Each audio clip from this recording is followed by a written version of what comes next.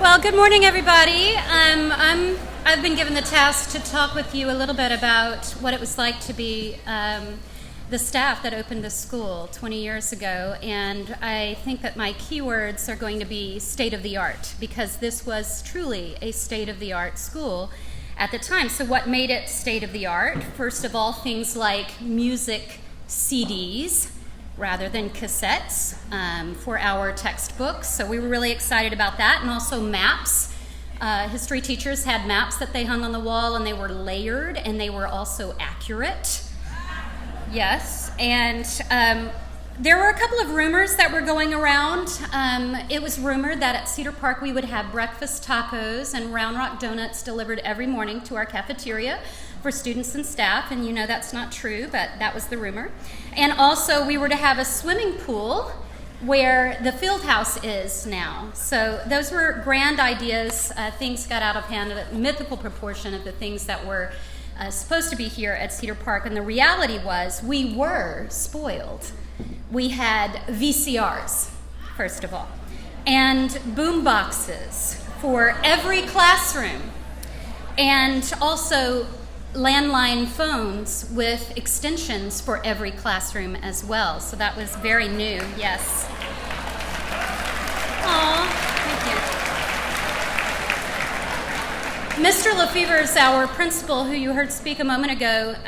He spoiled us too with paper bags from HEB filled with supplies. And I brought a couple of them here for you today, a couple of visual aids. First of all, we were given vis-a-vis markers. And these markers were things that we would hoard as teachers because we use these with our transparencies. Yes. For the young ones, transparencies, these are really the precursor to our Google slideshows and our PowerPoint presentations. And as a student, you really had to pay attention because you couldn't look at the website for your homework assignment. It was written here. And if the teacher clicked the overhead projector off, that was it. You would have to get it from someone else. So also, speaking of state-of-the-art, as a foreign language teacher, and those of you in those classes, you know where I'm going.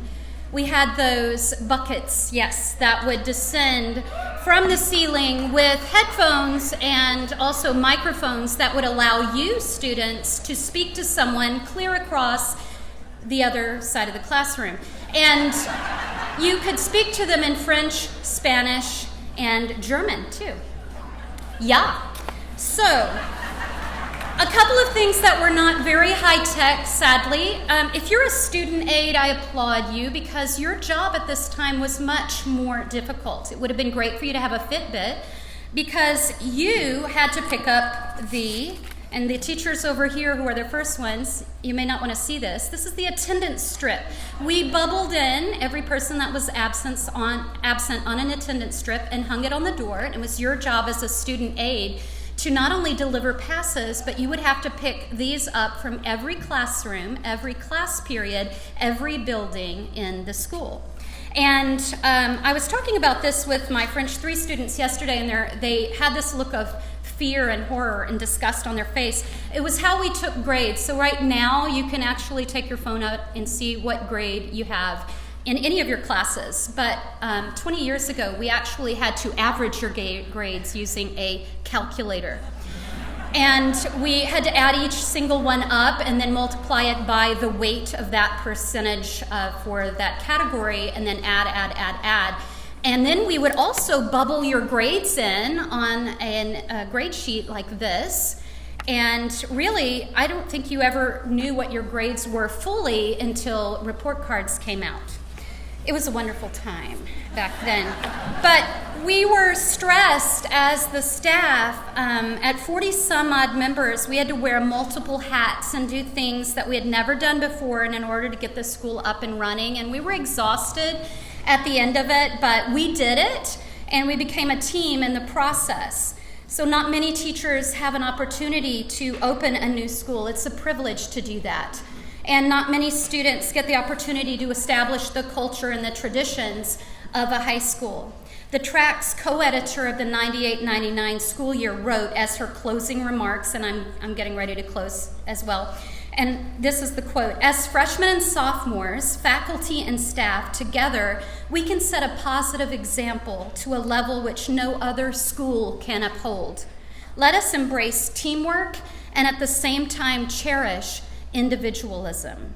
If you're here today as one of our first graduating class of Cedar Park High School or part of the original family of Timberwolves, rest assured that the student body at Cedar Park High School today is indeed keeping that culture of teamwork and cherished individualism alive.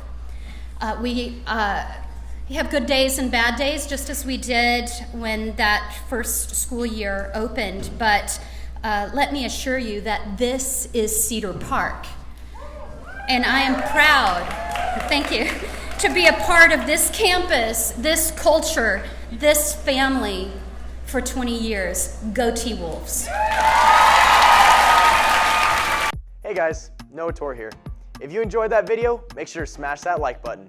And if you enjoy our content and love all things CPHS, make sure to subscribe. Remember, to make it a great day or not, the choice is yours.